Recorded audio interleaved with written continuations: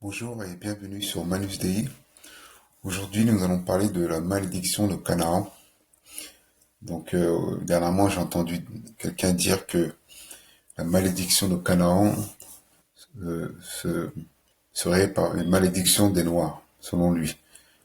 Il n'a pas forcément vérifié dans les Écritures, mais nous allons vérifier dans les Écritures. Nous allons utiliser la Bible de Yehoshua HaMashiach sur le site de bible de jésus-christ.org. Donc, nous allons aller dans le livre de Bereshit, donc Genèse, au chapitre 9.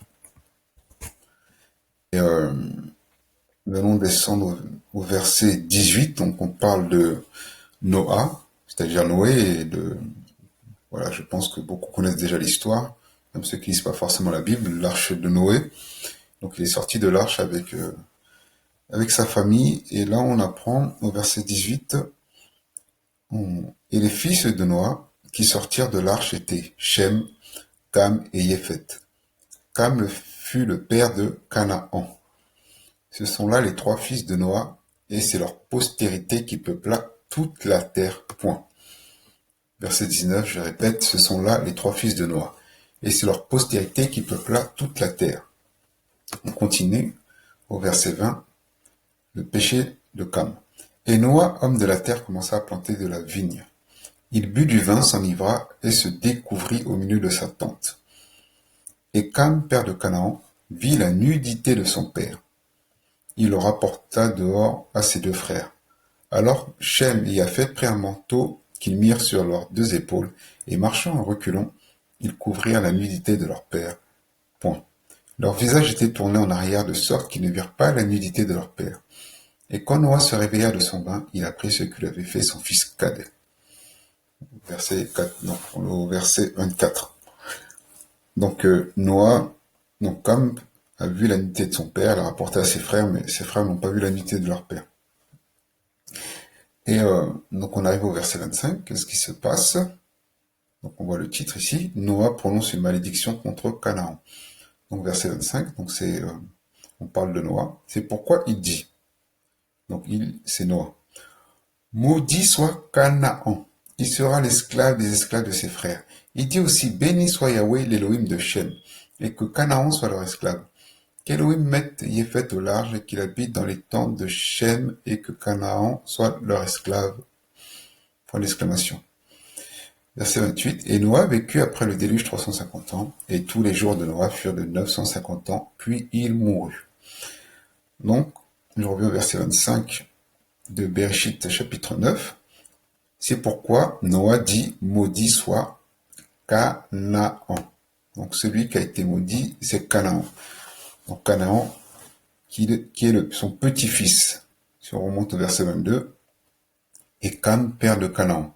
Donc Canaan, c'est le petit-fils de Noah. Canaan est le fils de Cam. Donc, on continue. On va voir la postérité de Noah au chapitre 10. On va seulement se concentrer sur la postérité de Cam. Donc, voici la postérité des fils de Noah. Shem, Cam et Yépheth. Il en naquit des fils après le déluge. On va sauter au verset 26. Donc, et les fils de Cam furent Cush, Mitzraïm, Pout et Canaan. Je répète, les fils de Cam furent Cush, Mitzraïm, Pout et Canaan. Celui qui a été maudit, pour rappel, c'est Canaan. On va aller vérifier, en fait, on a la possibilité de voir les sources et voir la traduction de l'hébreu en français ou dans les textes de la Nouvelle Alliance, la traduction du grec vers le français. Donc on appelle ça les Strong. Là, on va justement, j'ai déjà préparé le terrain pour éviter les problèmes de collection. Donc on va dans Genèse 10 au verset 6. Donc là, c'est les Strong pour la version du second. Donc verset 6. Et les fils de Cam furent Cush, Mitzraïm, Pout et Canaan. Donc en cliquant en fait sur chaque mot, on peut aller voir la définition. Donc comme je vous ai dit, j'ai déjà préparé le terrain. Donc si on va sur Cush, le premier de les fils de Cam, qu'est-ce qu'on apprend? Cette définition de Cush, Éthiopie, noir brûlé par le soleil. Donc Cush représente l'Éthiopie. Au verset enfin pardon, pas au verset, mais plutôt Mitzraïm du coup. Donc Mitzraïm représente l'Égypte, territoire des Coptes, terre de dépression, contrée de la partie nord-est de l'Afrique adjacente à la Palestine et qui est traversée par le Nil. Pout, nation et peuple de l'Afrique du Nord, probablement les Libyens. On va sur Canaan. Donc Canaan, on apprend ici le quatrième fils de Cam est le père des Phéniciens et des diverses nations qui peuplèrent la côte de Palestine. Je récapitule.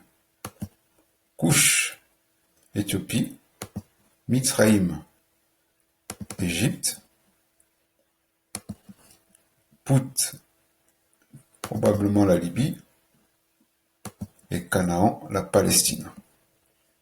Et pour précision, quand on a lu Genèse 9, verset 19, qu'est-ce qu'on a dit? Ce sont là les trois fils de Noah, donc Shem, Cam et Japhet, et c'est leur postérité, qui peupla toute la terre. Point. C'est leur postérité qui peupla toute la terre. Donc voilà. Ainsi, j'ai profité pour faire un schéma, pour que ce soit encore plus clair. On a Noah, qui a pour fils Shem, avec sa descendance, que je n'ai pas noté ici. Il a aussi Japhet ou Japhet selon les traductions, qui a aussi sa descendance. On arrive à Cam. Cam, il engendre Couche, donc qui veut dire Éthiopie noire brûlée par le soleil. Mitzraïm, qui représente l'Égypte. Pout, la Libye. Et Canaan, ici la Palestine. On revient dans Bereshit, chapitre 9 au verset 25 plutôt. Qu'est-ce qu'il est dit? C'est pourquoi il dit maudit soit Canaan. Je reviens à mon schéma. Qui a été maudit? Canaan. Ce n'est pas l'Éthiopie, ni l'Égypte, ni la Libye.